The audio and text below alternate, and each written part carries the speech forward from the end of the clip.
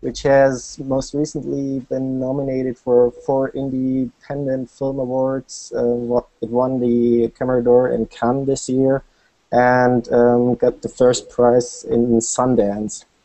We're joined by Michael Brodski, critic and writer for Negativ-Film, a German film blog and magazine. Hi, Michael. Hello, nice to meet you. Pleasure to have you here. We have Simon Pfister from HFF Munich, the University for Film and Television.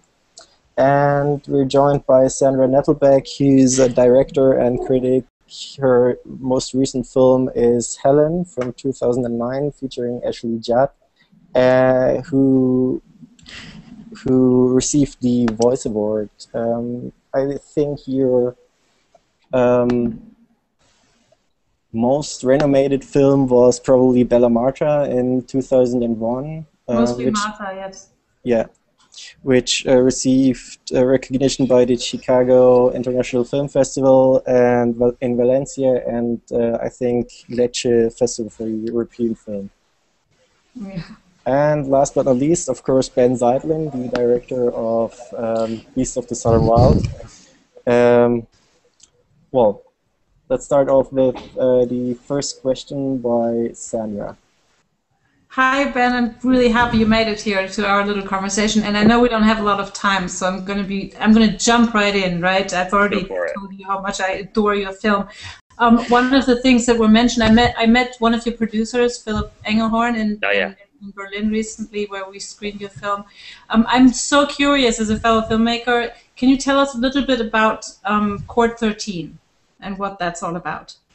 Yeah, it's you know, it's sort of a idea about, you know, kind of, we really wanted to figure out a way to make a film with a different kind of structure. You know, I'd worked on one film in my life, and the hierarchy involved in this sort of fascistic system that generally is how film production works was something that I didn't want to be a part of, and so it really just sort of, it's a group of friends, and we basically approach the films in just it's not like a communal way, but it's just a slightly more egalitarian way, where every person has more agency over their job than you normally would, and the way that we enable that is by basically having a very fluid script during pre-production. So anybody that, and also I should say, all the individuals are they're mostly not film professionals, they're mostly artists of different kinds. So you have sculptors and painters and boat builders and,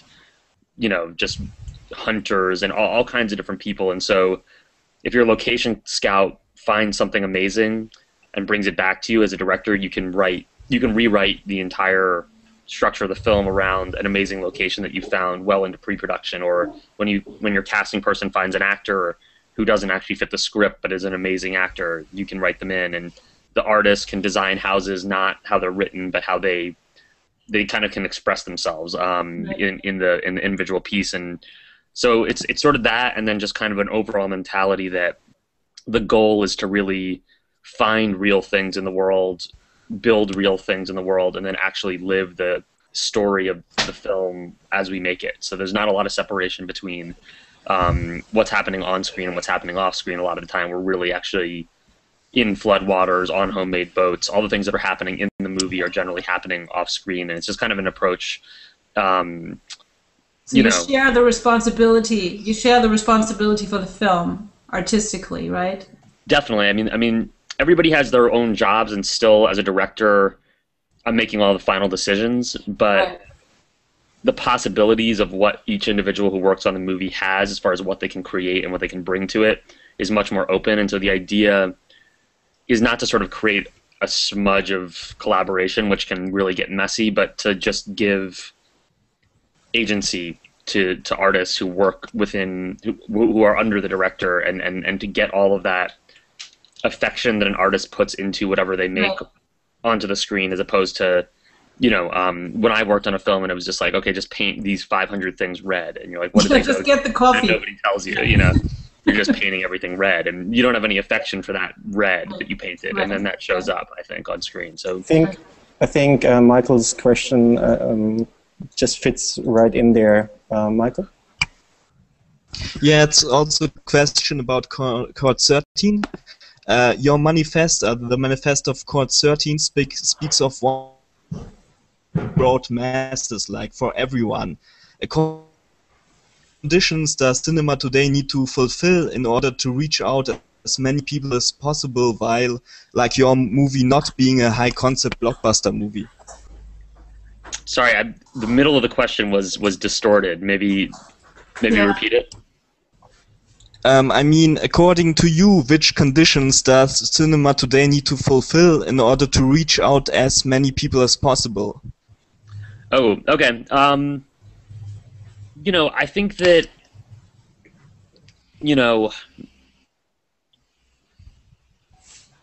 I guess a couple things that I have always felt that people would like, you know, that aren't necessarily, you know, I love Hollywood blockbusters. It's how I grew up, and you know, I don't love the way those films are made, and I think that they can be, you know, I think that they can be incredibly stupid. You know, I mean they're they're. But what I do love about Hollywood blockbusters that I think independent film can take lessons from is that they always deal with big questions. You know, it's like, what is a hero? What is life? What does it mean to be a man? What does it mean to be a woman? You know, how do you do the right thing? It's like there's these big, important issues that define how you live, you know, that we all think about all the time, that religion deals with, you know, like, for some reason, Hollywood is the one that takes on stories that address these huge things, and a lot of times independent film takes on, you know, confusion or just boredom, or, you know, like these issues that aren't important, you know, to life. And so I think one thing is, for me, like, I always want films to deal with the big questions, you know, what is love, you know, like deal with something big, and you know, and what was the question that you posed at the beginning of the screenwriting? It was about you know, the big question for me that I started with is how do you survive, you know, when you're losing a parent or losing the things that created you, you know, whether it's your parent or your home or whatever it is, you know, how do you do that? You know, what's the right thing to do when something's inevitably going to die? You know, how do you stand by it?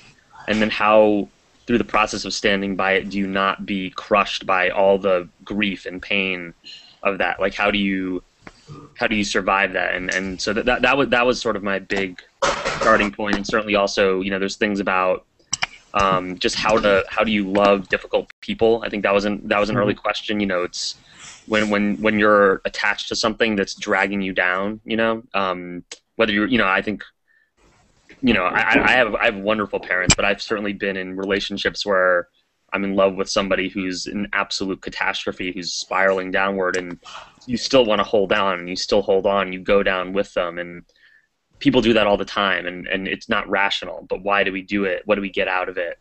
And how do you love a difficult person? Things like that, you know, that I wanted to deal with. And then, you know, I think for us, we try to start with those big fundamental things, and then tell a story that is going to teach both us and hopefully, if we do it right, the people who watch it, something about how to react to those big questions. And I think that, you know, I don't think that audiences actually just love stupid films, you know, even though that's what everybody watches. I think that audiences love films that speak to the important questions in life, and so hopefully there's a way to make smart films about that and people will still go see it.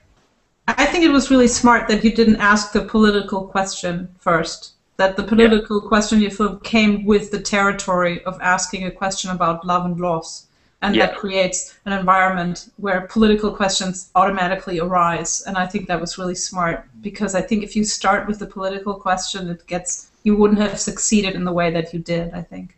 Yeah, I mean, that was another thing. Like, politics are incredibly divisive, you know, and we tried to not operate.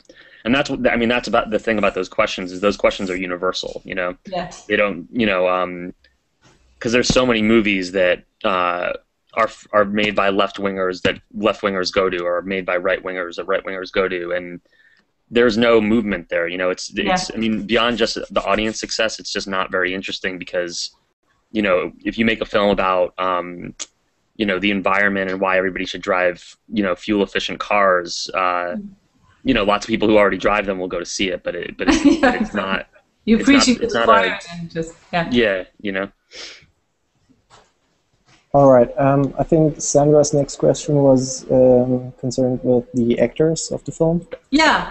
Yes, I'm going to jump right into that. It's a little bit of a shift, but I was so amazed by your courage to work with all these, what I understand, I think was almost all non-professional actors in your film. Yeah. And I find that extremely courageous. I've never really, I mean, I've worked with children before, which I find easy, you know, because they've never done it before. And the less they've done, the better, because then they're like, you know, they're curious and pure and stuff. But doing it with adults, I can't imagine. I've never done it. So my question is, like, how did you find the courage to cast almost everyone with non-professional, especially like the lead of the father, and how do you find the conviction that you know you've made the right choice? Like, how do you figure that out?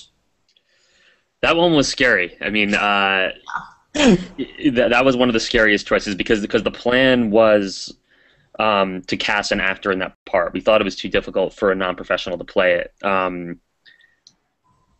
And I don't know that it's the whole film was so risky. It wasn't it wasn't a choice that was out of character with our general attitude, you know. Right. Okay. It was like we were taking the hard road. I remember the day when we sat down to talk about this, and you know, and the main thing that it comes from is really him. It's we found this guy. He's a baker in New Orleans. He's our baker. I mean, we went and bought his donuts every morning. He's a very close friend of ours, and so we knew him as a person really well before we cast him as an actor. We knew that he was a person of conviction and tremendous passion and belief in it, and we knew that if he did it, it wasn't like he was going to get scared and back out. So we believed in him as a person, and then we had evidence of the fact that he was able to kind of take parts of his life, and he has this incredible life. You know, he has a daughter the same age as Hush Puppy. He didn't evacuate during any of the storms in New Orleans from when he was 2 years old. He's been in the water 5-6 times in his life, so he had all this material to work with. And we saw that he was able to channel that into the scenes, and then beyond that, I remember the discussion, and you know, I was worried about it, but then we sat down and we said, you know, we're building boats and we don't know how to build boats. We have a first-time director of photography. I'm a first-time director. All the producers were first-time producers. All the other actors were already first-timers. It was so we were so far down the road of making irresponsible, wild choices that we actually felt like deviating from that and taking a safe option on him. Somehow doing that could actually break the whole system of madness that we'd set up. And when we'd had actors come in and try the part, we felt that happening. We felt the fact that somebody on set had experience and knew how crazy all the things we were trying to do caused them to doubt what we were doing. And Dwight came in and never did it before, and he, you know, we all didn't know any better, and that actually helped us all just kind of go at it together, you know. And your leading girl had a little bit to do with it too, right? I mean, she clicked with him, didn't she? Was it? How did you work with her? Like, how detailed was your direction of her? I mean, I'm curious because I know what it's like to work with kids, but what was it like for you? It was very. I mean, we had to sort of dumb down. I mean, like the language had to change. You know, that was the only thing that I thought was really different, is that you can't use all your words. You know, you can't talk about motivation or subtlety or, you know, big vocab words. You had to dial it down, and we would create systems of like colors for emotions and stuff like that. You know, she, which she introduced. She had this thing where I needed her to get angry in a scene, and she would say, "Do you want yellow angry, red angry, or purple angry?" And I was like, "Well, which is the angriest?" And she was like, "Well, purple's the angriest." I said, "Okay, well, I want purple." And she was like, "No, you don't want purple." I'm going to use that. I'm going to use that in the future for like the adult professional actors. Like, give me purple. Like, exactly, okay. Yeah. That's brilliant, though. But it was very nuanced as well. I mean, she really was able to internalize. One of the biggest differences between her and other kids. I'd worked with kids before too, and the way that I would shoot things with kids is that I would do each shot would just be one emotion. I wouldn't have them try to pivot emotionally within a take or change inside of a take. Right. I would just, if they needed to shift from being angry to lonely, I'd do the angry shot, and then I'd do the lonely shot, and then I'd cut them together, Right. But for her, she actually had the ability to evolve in right. character. Yeah. And that was, and we just would set it up like an obstacle course of, when you hit this mark, that's when this new feeling, that's when the purple comes in, and she was able to kind of work with that. I'm sorry to step in here, but since we're running out of time, maybe Simon, you want to pose a question? Yes. So the first thing I did after seeing the movie was buying the music online, because it's so amazing. And your composer said that you sometimes intentionally would leave certain parts of the movie out so that you can fill it in later. So what is your relation to music, and at what point during the development of the story do you think about the music? From the very beginning, because I write the music with Dan, my co-composer, and that begins. I don't know quite how to I don't necessarily write all the songs as I'm writing the screenplay, but what he's referring to is because I write music, I can fill in the information that the music is gonna give you as I'm writing. And I know what needs to actually be said by characters and what needs to be said by music from the initial conception of the scene. So it just what that space is just referring to, because the music is so, because I'm writing Hush Puppy and I'm writing her music at the same time, I can write directly out of her psychology and know that part of her mind, because she's a pretty quiet person. But there's so much going on in her head, and that what's going on in her head is musical, largely, or expressed in the film with the music. And so it's just the difference between, say in the beginning of the film when she's running with the fireworks, out of context, that could be a scary thing to watch for a viewer. You have a 6-year-old girl with explosives in her hands; she could set herself on fire. You'd be worried about her.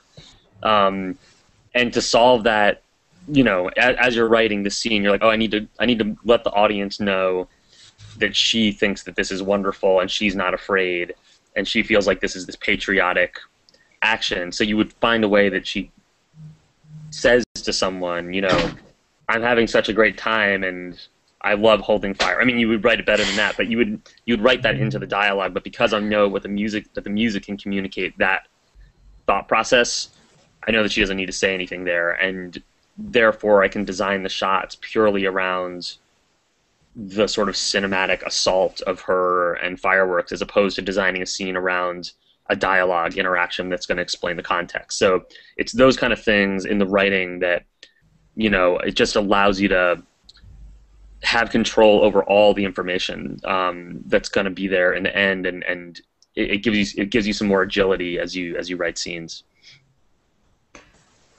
Perfect, thank you. I'm sorry, but Benh Zeitlin has to leave in a couple of minutes. So, are there any concluding questions on your side? Well, okay, go ahead. I'm just so curious. I could ask a million questions, but my question would be, what was the biggest challenge during this incredible production of the actual shooting, where so much of it took place on the water?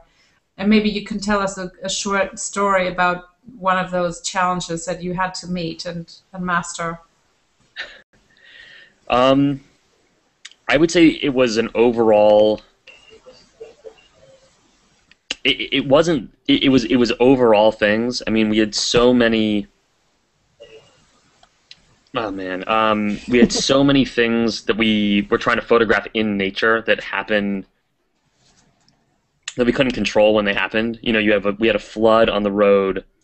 We had a flood in another town where we had to be there during very specific water conditions that aren't predictable, right. Or aren't predictable more than a day in advance. You know, you find out that the winds have changed and a certain front is coming in, and you have to be there. And being there requires launching these crazy boats and being able to kind of pivot your schedule wildly. So I think that, and also just the logistics. I would say the logistics of shooting on water I've dealt with before, mm-hmm. but I've never dealt with the logistics of shooting on water and trying to direct good performances. And that is incredibly hard, because you can't be on the boat with your actors. You know, you're on separate boats. You're in like out of control conditions, and getting your notes into the actors is often a physically harrowing experience. Just in between takes, you're like driving through waves in between trees and then jumping into their boat, giving them their notes, jumping back in your boat, driving away. And those sort of the amount of chaos involved in shooting on water, keeping that out of the performances was really the most difficult thing. Keeping the actors focused, letting them know that they were the center of attention, even though there was these massive production obstacles going on around them. I think that was, for me, that was the hardest thing, because I had to make sure that I kept my focus on that job more than anything, because the actors had never acted before and they needed me to be with them after every take, you know. And so because of that, you have to sort of give up a lot of, you know, when the current's going the wrong way, when the water's not doing what you want, when the animals are falling asleep, when whatever's going on, you have to sort of let go of things quickly and say, okay, I know I wanted the camera to move this way, the current's moving the other way. I'll find a way to shoot the scene in the other direction, but I can't start thinking about that and divert my attention away from my actors. And so that for me was really hard. You know, but we had an amazing team of people around me who dealt with the boats and kept the fires under control and let me keep on doing that. But that was tough. Yeah. I shot one tiny scene in my last film on a boat, and I threw it away because it didn't. For that very reason, it didn't work. So I just didn't use it. So. Yeah. I mean, it's my favorite. I love shooting on the water more than anything in the world. Yeah, you must love it a lot to do it, because it's really awful. Yeah. It's heartbreaking consistently, but it's you know. Well, you've done an amazing job. It adds some terror, like tension, physical tension. I think is always good for a scene. So everybody is like struggling to not drown, and that somehow makes its way on screen, and I do love that. Well, you did an amazing job, so it's really congratulations. Thanks. Yeah, you did. Thank you very much for joining us for this Q&A. Yeah, thank you everybody, and please check out the movie in theaters, and you know. I'm sending everyone to go see it. So. Earlier you had this little prop. Oh yeah. So let me explain where this comes from, because most of the scenes of the aurochs in the film are actually shot with real animals. What we did to make the aurochs was we raised 5 baby Vietnamese potbelly pigs and taught them how to wear costumes 5 minutes at a time, 10 minutes at a time. We taught them how to run on treadmills, how to stop and turn around and sit down, and so 80-90% of the special effects are that, but there is one shot where the aurochs are frozen in ice, and for that one we couldn't obviously freeze a live pig, and so we built a puppet, and I can show you that puppet.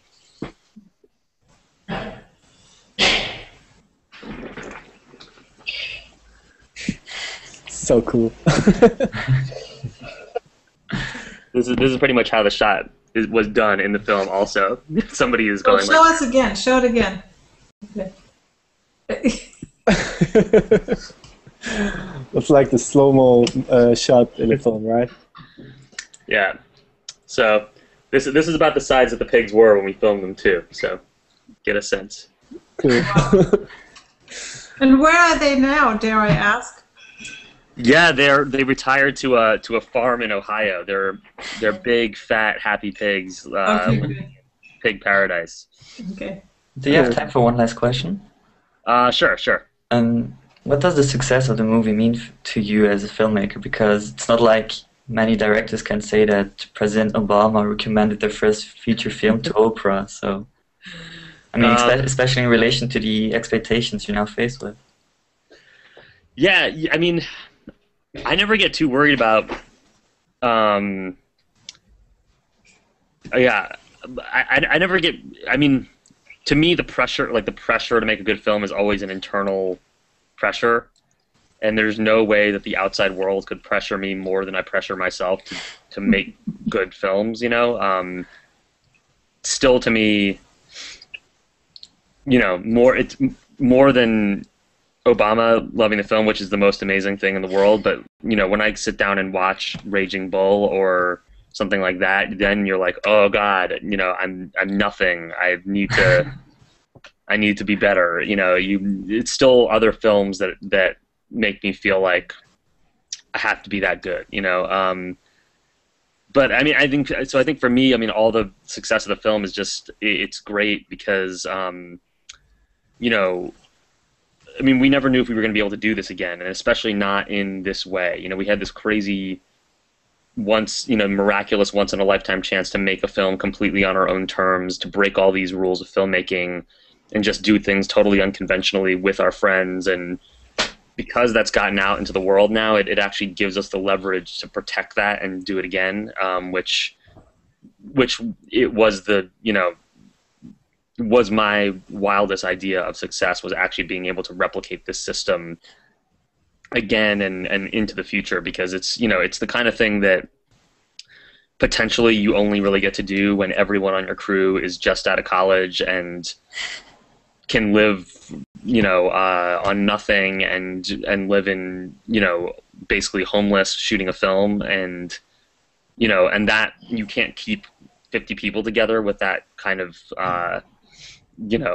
people fall in love and have children, all these things happen where people have to you need the film you need the sort of thing to succeed to keep your family together in a way. And so the fact that the film has done so well has given us the leverage to be able to kind of keep on doing this exactly on our terms and keep the whole thing the same. So that's just the most exciting thing. And, I'm excited that the next time I make a film, I feel like when I'm imagining what it's going to be, I can imagine that it's going to be seen in Germany. I mean, I never could have thought that when I was making this film. And that's a great feeling as a filmmaker, that you're addressing the entire world. So it's the best. I don't know.